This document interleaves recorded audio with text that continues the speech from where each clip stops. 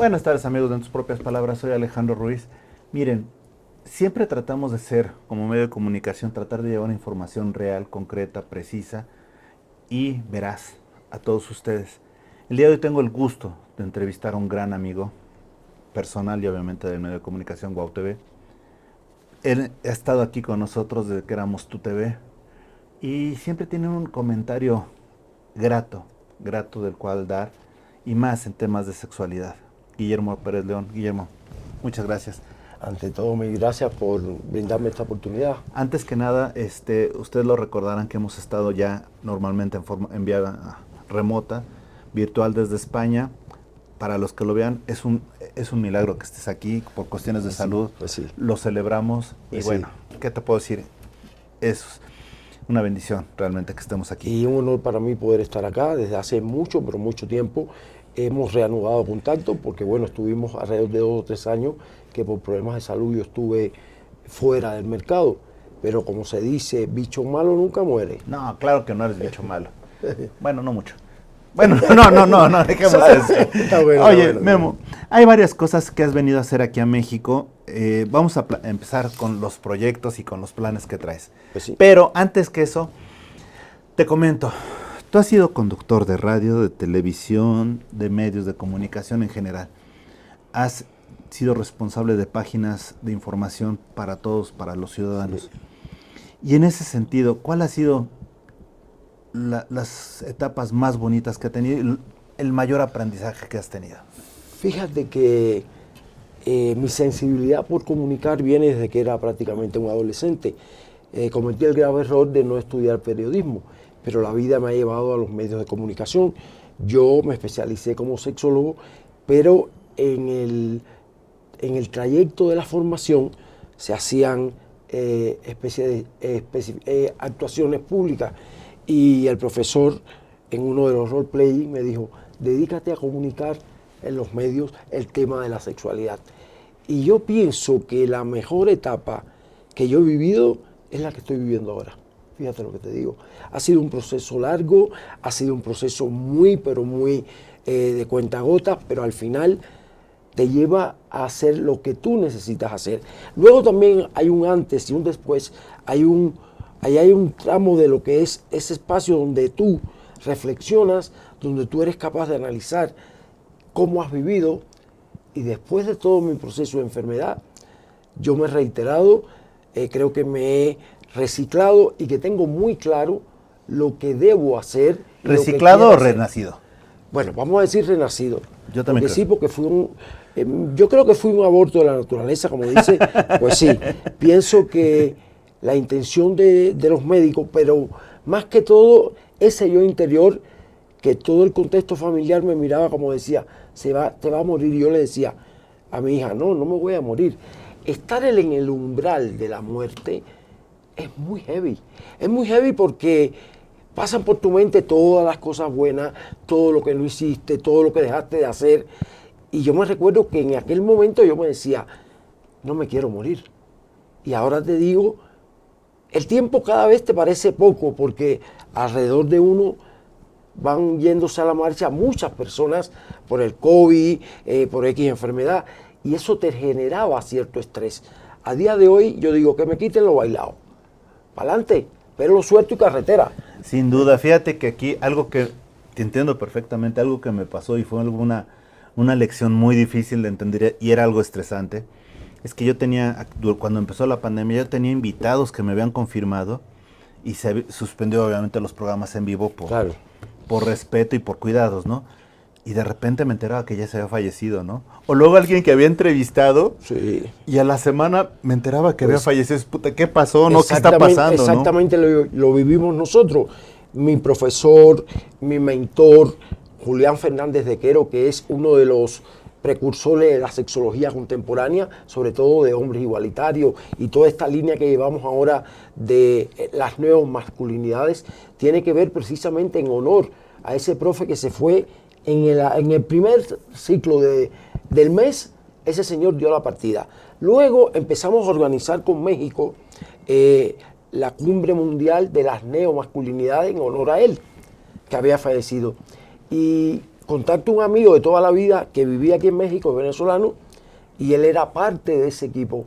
¿Puedes creer que también se murió en ese preciso momento? Entonces, la vida lo que te lleva a pensar es, tenemos que tener responsabilidad de nosotros mismos, expresar nuestras emociones, respetar y reivindicar siempre, siempre que cada uno de vosotros somos absolutamente responsables de nuestro placer, de nuestros éxitos y de nuestras particularidades. Siempre responsabilizamos al otro. Entonces, nunca, nunca hablemos de culpa, hablemos de responsabilidad. Y como siempre digo, que fue el refrán o la frase que usábamos en la campaña anterior, somos lo que nos sentimos ser. Memo, dentro de todas estas nuevas masculinidades y todo, también como que algo que nos hemos perdido también un poco como sociedad es un tanto de roles, de interpretaciones sobre la sexualidad, ¿no? Y te lo comento porque, por decirte algo, que me ha sorprendido un poco como cualquier ciudadano de a pie. Antes hablábamos, por ejemplo, hombres, mujeres, homosexuales, lesbianas, por decirte algo. Correcto. De repente empiezan con las comunidades en la diversidad, que ya son muchísimas clasificaciones. Y de repente nos perdemos en eso. También nos enteramos de que la sexualidad, no sé si se está yendo más rápido o están cayendo más tabúes más constantemente, que de repente sabemos que ahora un niño, por decirte algo, no puede votar hasta los 18 años, pero sí puede decidir su sexualidad, su género antes, ¿no? Entonces dices, oye, espérame, cambias al principio, o sea, puedes votar por alguien, pero no puedes votar por alguien, pero sí puedes decir quién eres, ¿no? Entonces, una doble lectura. Como que nos estamos perdiendo un poquito. Correcto. Como sociedad. Y en ese sentido, platícanos un poco de lo que está sucediendo, ¿no? Esas revoluciones que... A mi modo de ver, hace alrededor de 10, 12 años atrás, comenzamos un proceso de tránsito acerca de las sexualidades y los enfoques. Y pienso que hay un punto de inflexión, la pandemia. La pandemia ha significado una ruptura, una dualidad en el sentido que ha sido buena la manera de tener comunicación en las redes, pero luego nos ha confundido, y esta doble información tan intensa y poco veraz ha desconceptualizado todo lo que es la visión de nuestras sexualidades. Vivimos en una época que nos sentimos o necesitamos sentir que estamos en un grupo. Tú eres pansexual, la otra persona es neosexual, yo soy sapiosexual, el otro es voyeur. Entonces, de alguna manera, la necesidad de nosotros y cada uno sentirse en cuenta y valorado nos hace perder la visión y los comportamientos. Cada uno de nosotros tiene derecho a ser, y la sexualidad y la forma de vincularnos, no hay nada nuevo. Lo que pasa es que las propias realidades estamos siendo juez y parte. Este propio desarrollo, este propio recurso que hemos nosotros usado para sentirnos incluidos, nos ha caído arriba. Y en este tema, las mujeres, en la etapa de lo que es la manera de conceptualizar y de ver sus sexualidades en la práctica, han sido las que han tomado el control y llevan hoy día ese desarrollo relacionados con los géneros, relacionados con las identidades. Ahí está, por ejemplo, el feminismo visible, pero también hay un feminismo extremo que de alguna manera está llevando el proceso de los enfrentamientos entre los hombres y las mujeres, o las mujeres y los hombres. Si necesitamos ahora algo es abrir espacios de diálogo donde de la confrontación, el respeto y la validación encontremos ese punto común y no seguir clasificando qué eres ni cómo eres. Yo soy binario, el otro es no binario y el otro es fluido, por ejemplo. Y ahora un niño de 14 años te habla, yo soy fluido, yo no sé qué, porque el tema de la sexualidad se ha cosificado a un extremo tal que todos nos creemos con derecho y con conocimiento para emitir información. Y no toda la información que se transmite en los medios de radiodifusión es información veraz.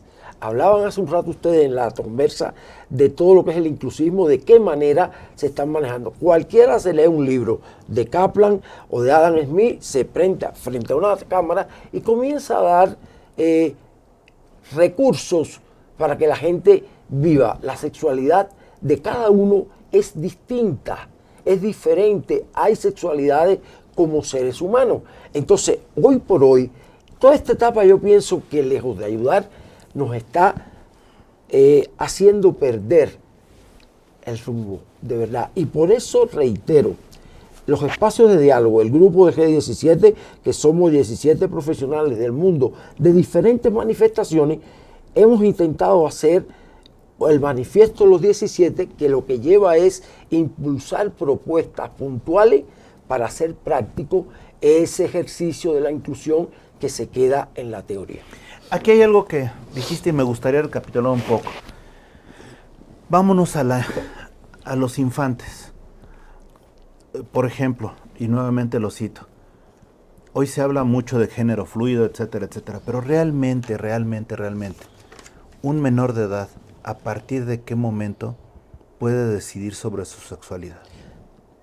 Un punto muy, pero muy rural. Te voy a dar nuestras visiones y vamos en la misma línea, mi colega Ana María, que yo. Yo pienso que si empezamos desde la cuna y desde el hogar a impartirle a nuestros hijos conocimientos sobre su cuerpo, sobre el control de su cuerpo, de lo que él se siente, porque no es menos cierto que un niño de 2 años, de 3 años, puede tener muy, pero muy marcada cómo se siente.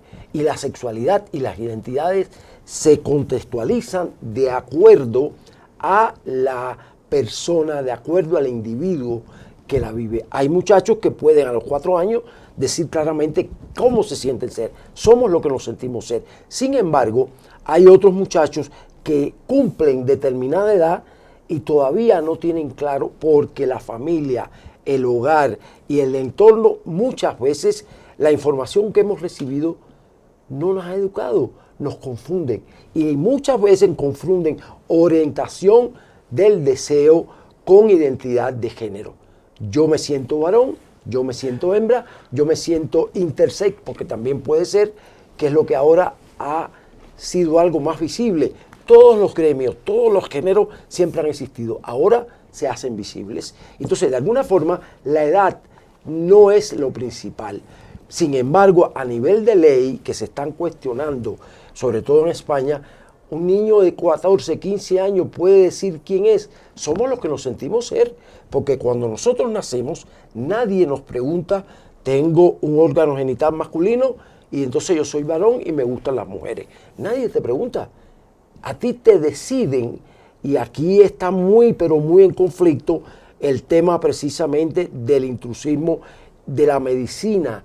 Los médicos definen, los médicos hacen intervenciones quirúrgicas de reasignación genital de acuerdo a su conocimiento que se tenga. Y eso, en nuestra opinión, la medicina no está cualificada para eso. Hoy, en estos momentos, se vive un vacío de responsabilidad relacionado con este tema. Ni los médicos tradicionales ni el cirujano está capacitado hoy día para decir: este niño tiene X cantidad de biotipo femenino y va a ser una niña, o viceversa. Entonces, pienso que si algo hay que hacer, intentar buscar ese punto de, con el diálogo, la palabra y la gestión, buscar cada vez recursos para que los procesos de aprendizaje, para que la sociedad entienda que cualquiera de nosotros puede ser mañana víctima de un conflicto en la familia, porque un proceso de género termina siendo un conflicto a nivel de familia y a nivel incluso social. Fíjate que hace poco me tocó ir a una reunión de amigos y ahí escuché un tema, un comentario que no se me hubiera ocurrido, al menos en otras épocas, ¿no? Estaban diciendo, fíjate que la hija de X ya definió que ella es mujer, pero le gustan las mujeres. Sí. Y entonces ya lo saben todos. Claro. Y yo estaba diciendo, bueno, ¿cuántos años tiene? 13. Dije, bueno, perfecto, 13 años.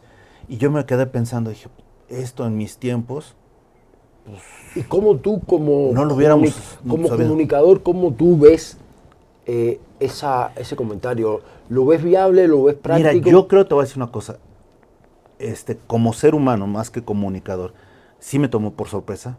Yo me esperaba que fuera un poco más, quizá más dilatado, con más tiempo ya de conocerse ya y todo. Pero si lo está diciendo a los 13 años, reitero, me tomó por sorpresa. Lo respeto, desde luego que lo respeto. Al final es la vida de otra persona y lo formado que esté, pues ya se lo hemos dado todos. Y ella tomó la decisión, o es una decisión que realmente no sea decisión o capricho, pero lo respeto. Lo que sí te reitero, como comunicador, ¿cómo lo haría? ¿Cómo lo tomaría?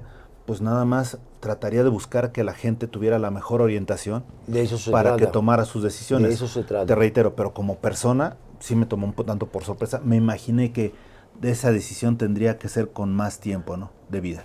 Depende, repito, es como Sí, en de las acuerdo. sexualidades.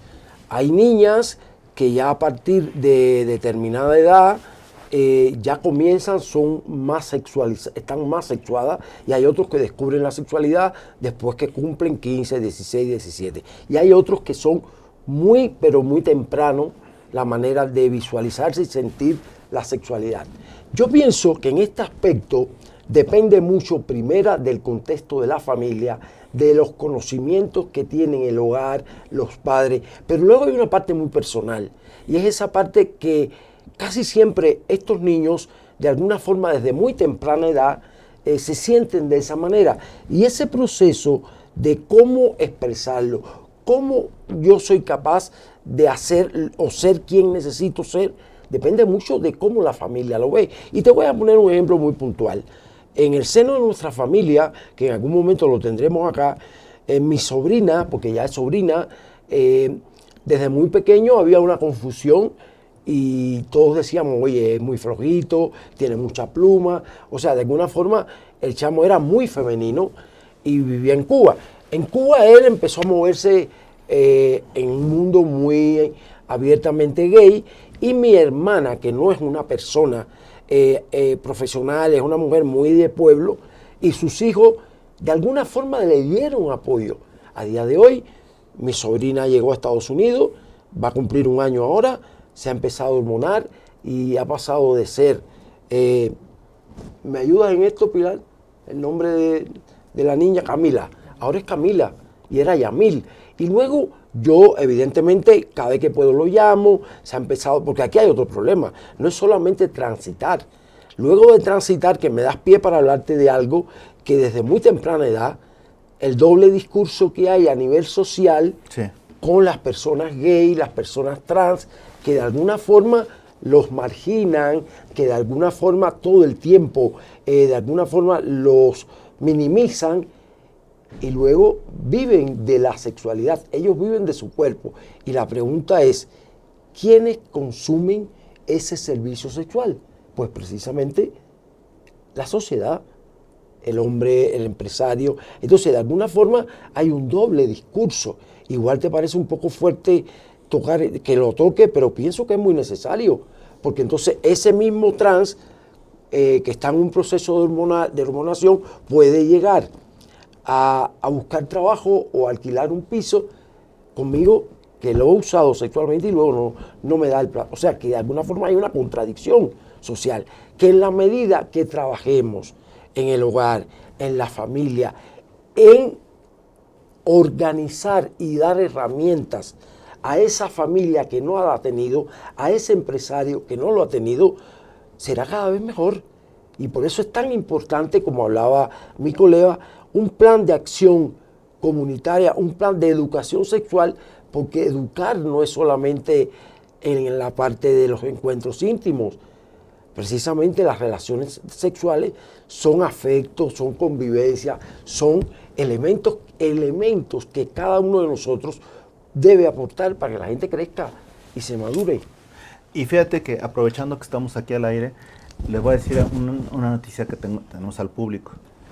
Próximamente vamos a tener una serie de programas especiales, de en tus propias palabras, hablando de sexualidad, pero ahí sí, quien me va a hacer favor de conducirlo es Memo, para efecto de que las personas que estén interesadas en el tema tengan la oportunidad de conocer y un poquito nosotros más. muy contentos de poder tener, o como digo yo, materializar un proyecto que empezamos hace unos años atrás y que ahora lo vamos ya a concretizar. Sí, y qué bueno para la gente que también tenga la oportunidad de ver estos programas, ¿no? Claro. Obviamente, no se trata de más que de informar. Sí, sobre temas muy diversos, la sexualidad en el otoño de nuestras vidas, porque yo siempre insisto, los adultos mayores somos seres sexuados desde que nacemos hasta que morimos.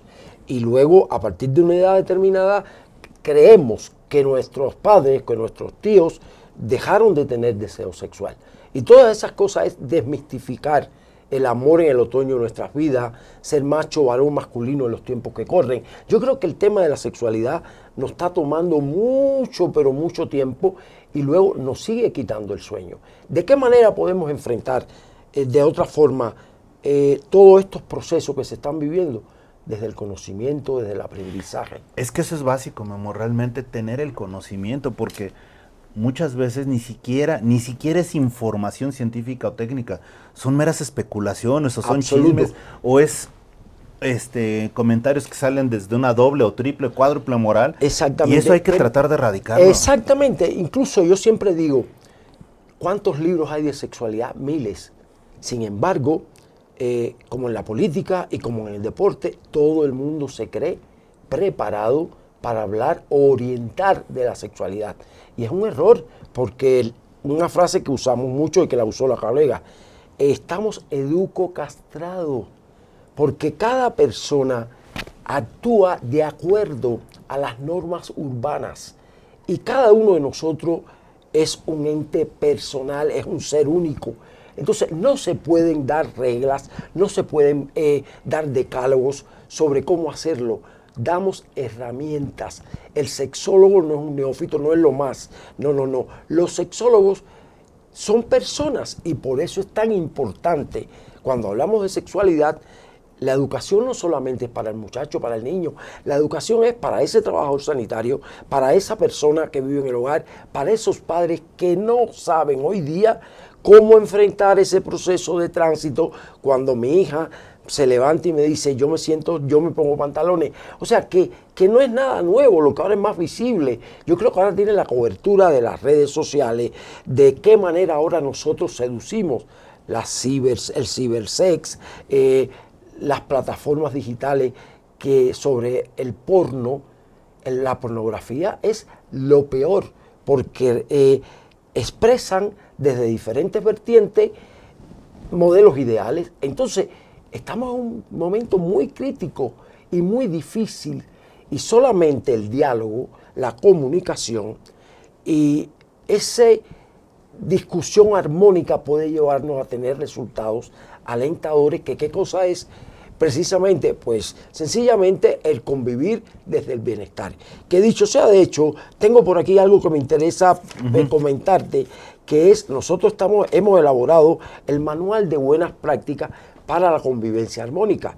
Tendrá 3 tomos, lo vamos a lanzar en breve estos meses, ahí estamos trabajando Ana María y todo el equipo, que va a intentar aportar herramientas para que cada uno de vosotros la adecúe al concepto de la familia, al concepto del hogar y tratar muchos aspectos que todavía el tema de la genitalidad en los encuentros, el tema de esa expresión de decir hay que tener sexo, sexualidad es piel, sexualidad es comunicación, sexualidad es cuerpos. Entonces, en la medida que nosotros establezcamos una relación cómoda con nuestros cuerpos, con nuestras capacidades, vamos a vivir más con bienestar. Cada uno de nosotros es un ente independiente y luego hay que reiterar que la diversidad nos enriquece. Y cuando hablamos de diversidad, muchas veces hablamos únicamente desde el enfoque genital o sexual. Diversidad es todo. La sexualidad es global. Todo el cuerpo es sensible al placer y al bienestar.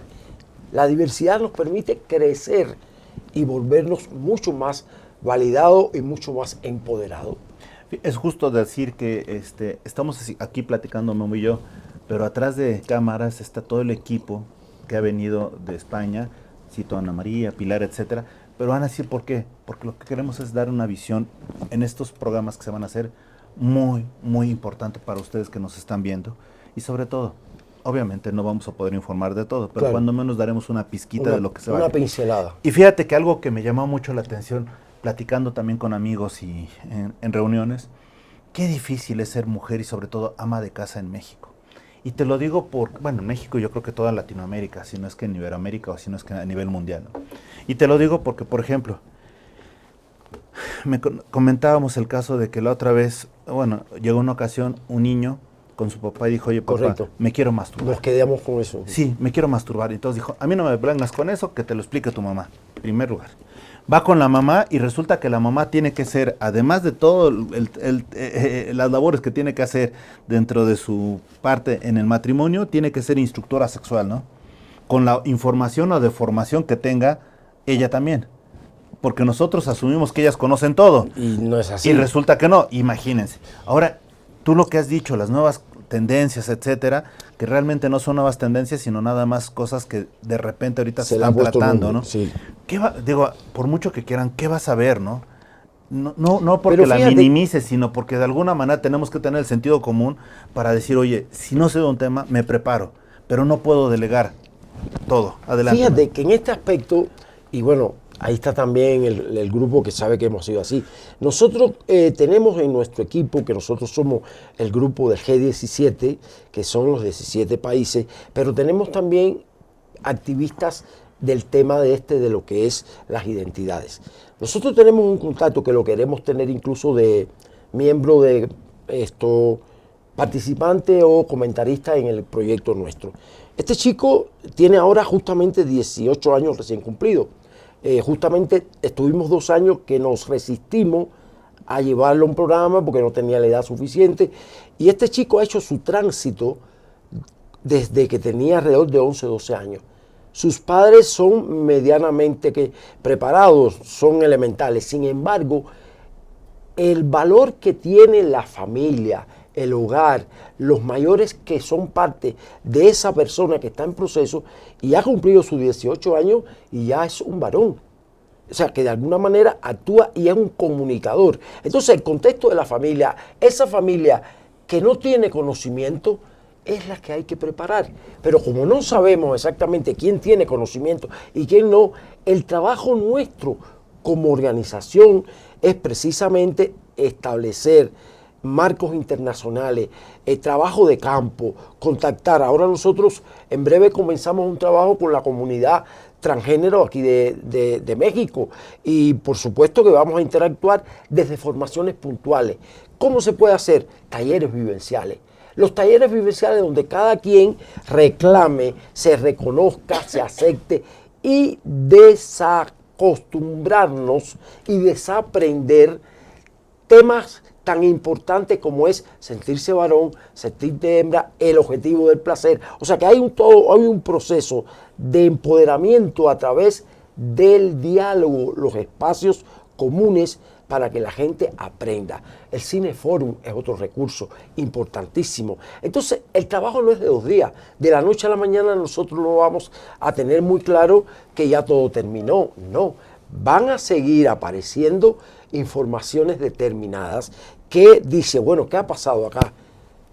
Hay en estos momentos de tránsito que reiteraba que la pandemia ha significado un antes y un después, hemos retrocedido en cuanto a vínculos, pero a la vez nos ha servido la pandemia para descubrirnos, para trabajar el yo interior, que muchas veces el autoconocimiento, el autocontrol, nos lleva muchas veces a desescuchar los reclamos del cuerpo.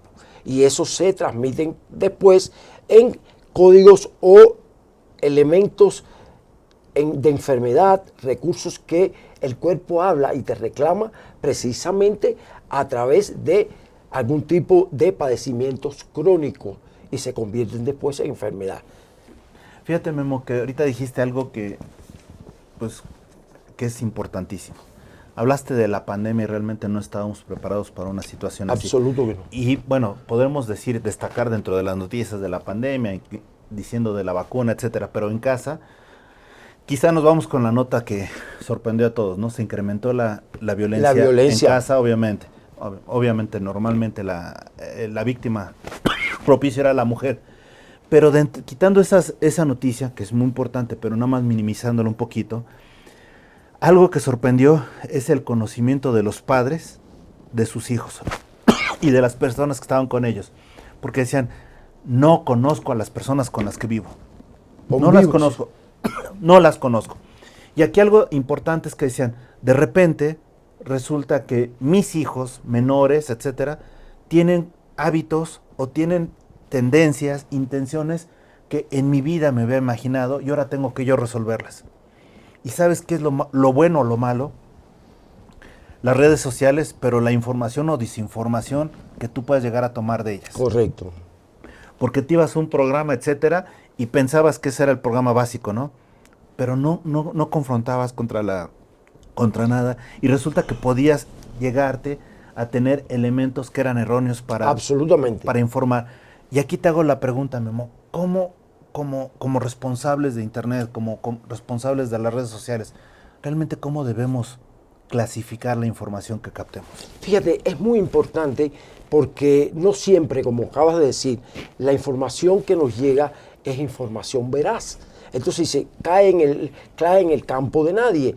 Yo pienso que en el tema puntual los padres tenemos que ser absolutamente previsivos y controlador con la manera que nuestros hijos se relacionan con lo que es las redes sociales. Si no es menos cierto, todo no está bien en Internet.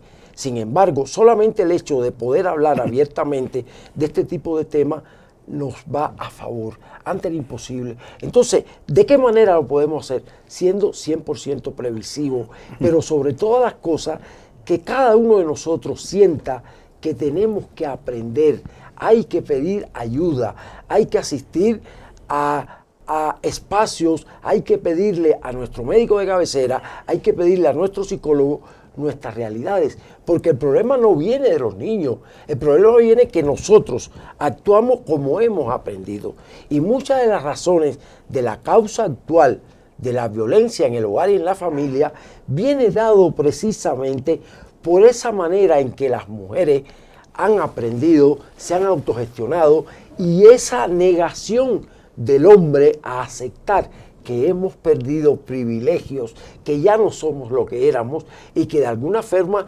reaccionamos de la manera abrupta porque hay una descontextualización total hacia el hombre y la figura masculina. Hemos perdido fuerza. Y eso se ha traducido que no todo es malo. Hay un nuevo varón, sobre todo de generaciones mucho más contemporáneas, que ya ha cambiado su visión desde una globalidad en la sexualidad, en la cooperación y reparto de la familia, del hogar, y poco a poco se va integrando.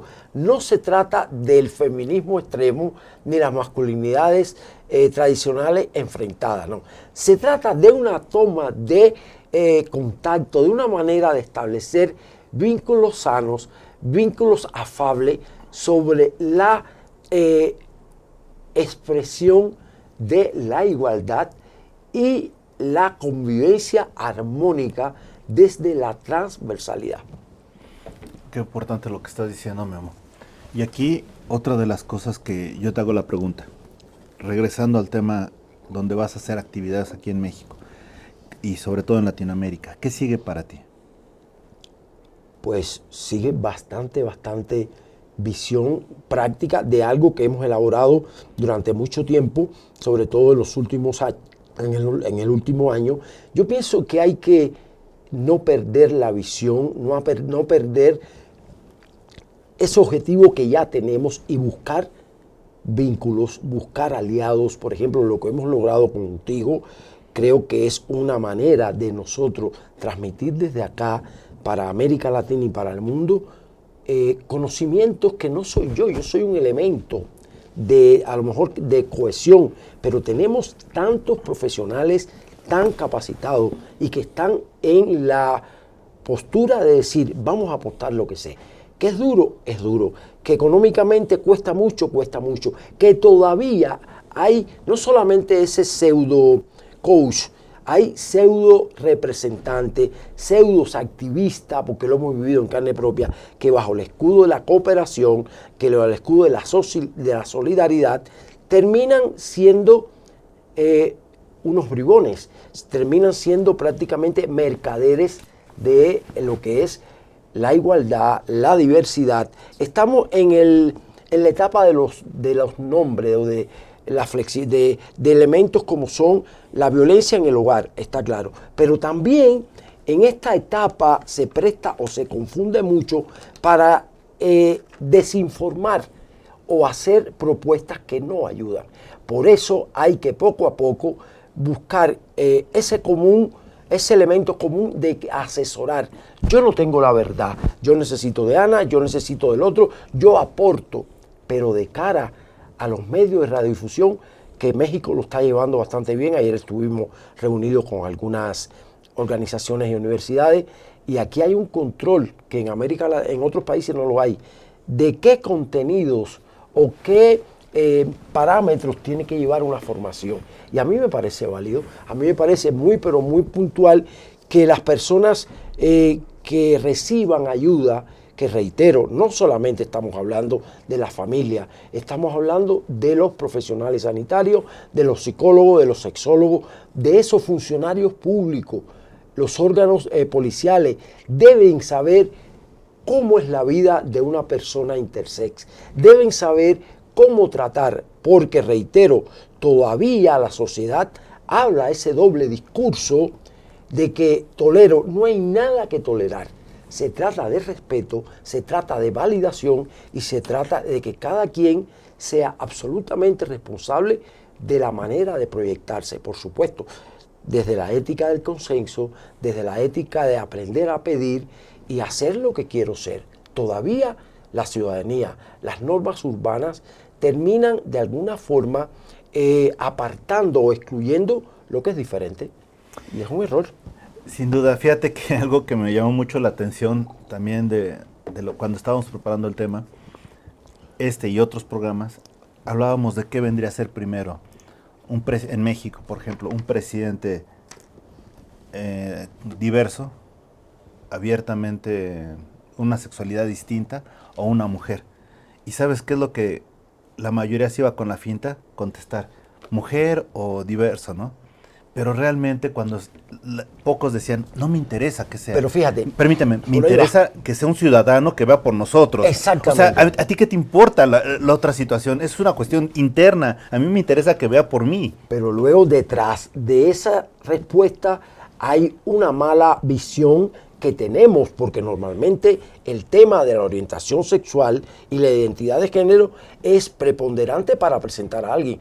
Esta es Mari Carmen. Ella es lesbiana, pero si la otra Mayra es, por ejemplo, heterosexual, a ti no te dicen, ahí está Mayra, ella es heterosexual, por lo cual la persona identifica y clasifica a partir de la orientación sexual o la identidad de género. Yo pienso que no es un trabajo de un día, yo pienso que hay un trabajo desde la base, desde el hogar, para que podamos entender que no se puede clasificar a través de la orientación sexual o de la identidad de cada persona. Y todavía se sigue haciendo. Te voy a poner el ejemplo más tangible. Hay un youtuber en Miami, de origen cubano, que es Otaola, no sé si lo has visto. Otaola se ha convertido en el youtuber más controversial de las redes sociales de Miami. El tipo en 2 o 3 años se ha vuelto multimillonario hablando de los artistas, esa prensa rosa que lo que termina es... siendo amarillista. Exacto. Pero este tío es abiertamente gay y ha explotado precisamente esa forma muy amanerada para ganar seductores. Increíblemente, este señor está propuesto o se ha propuesto para alcalde de Miami-Dade. Entonces, hoy día las opiniones son encontradas y muchas de las opiniones serían: a mí no me interesa ni con quién se acuesta ni con quién se levanta. A mí me interesa que este señor que puede ganar, ojo, que esto, aguántate porque esto puede ser muy contradictorio. Por la doble moral, este tío evidentemente es un chico con una educación superior, la que sea. Pero la vida dirá si puede ser un buen alcalde si sale o no. Y la manera de atacarlo, ahí es donde quiero llegar, a este hombre es, mira el maricón, mira mira qué sé yo, o sea que de alguna forma seguimos diciendo, él es buen alcalde, pero es gay. ¿Qué coño tiene que ver el culo con la partitura en el gimnasio? Coincido contigo. Entonces, ¿de qué manera? A mí no me sirve, y es algo que yo vengo diciendo hace muchos años, de hecho en todos los países que hemos estado, que cuando yo diga pene me hagan pi. Pero ven acá, tu hijo no puede saber qué es un pene, qué es una vagina. Hay que enseñar desde el hogar, desde la familia. Entonces hay un doble discurso, porque otro de los elementos es que se insiste mucho sobre la fidelidad o la infidelidad. La etapa en que más infidelidades han ocurrido ha sido en la pandemia, porque de alguna forma la gente se han desinhibido. Entonces todo no es tan perfecto como parece. ¿En qué manera podemos aprender? Hablando públicamente con temas que no sean únicamente la eyaculación precoz, que no sean únicamente la falta de deseo. Vamos a tocar puntos energéticos, puntos claves. El deseo del varón. ¿Por qué nosotros tenemos que ser trapecistas o hábiles en lo que es el encuentro íntimo? Eso es un error. Y ahora voy a favor de nosotros los varones. La responsabilidad que hemos asumido nosotros durante toda la vida ha sido alta. Porque nosotros tenemos que primero dar placer y segundo ser responsables de nuestro propio placer. Falso. El responsable del placer de cada quien es cada uno. Entonces son enfoques que todavía chocan. Pero en el tema puntual de las mujeres, ¿por qué existe el varón prostituyente? Porque ese enfoque que le damos muchas veces a la mujer del hogar, y esto fue algo que estudiamos hace unos años, tiene que ver, sobre todo en países como México, Ecuador y Bolivia, con ese endioseamiento que le damos a nuestra esposa. Nuestra esposa es para procrear, nuestra esposa es para que lave y planche, y entonces cuando yo tengo algo interesante que hacer, yo me voy de prostituta y yo pago por una prostituta. Porque la realidad es tal, no es que ese varón no le guste su mujer, sino que esta mujer, el concepto de cómo yo la veo, yo no la veo únicamente, solo la veo para sota, caballo y rey, para lo elemental. Para tener un hijo, llegó tarde, llegó bebido, entonces se va desconceptualizando el objetivo de una relación, que es sentirnos bien, que es disfrutar la sexualidad y sobre todas las cosas establecer comunicación, afecto y complicidad, que es la única manera que una relación perdure en el tiempo. La comunicación es vital. Perfecto. Memo, estamos a unos minutos de irnos. La charla es súper agradable, pero ya el tiempo, desafortunadamente. Ya. ¿Tus redes sociales, Memo? Guillermo, Grupo Iberoamericano de Orientación y Ayuda a la Inclusión y a la Sexualidad. Y Guillermo Pérez León, Sesquatch. ¿En Facebook? En Facebook y en Instagram y Twitter. En Twitter. No, Twitter no tenemos. Ok, lo tiene Ana María. Bueno, ya lo están teniendo. Y el otro comentario, finalmente, Memo. En tus propias palabras, ¿quién eres? Yo soy un adulto mayor, soñador, con muchos deseos de seguir haciendo cosas y me siento ciudadano del mundo. Y muy comprometido con lo que debo aportar antes de partir a la hora. Y te faltó algo. Gran amigo de este medio de comunicación. Muchas gracias. Mi respeto y gracias por este tiempo. Gracias, sobre todo gracias a ustedes que nos han seguido. Esto haciendo tus propias palabras. Esperen los programas con Memo y hasta la próxima. Gracias. ¡Wow!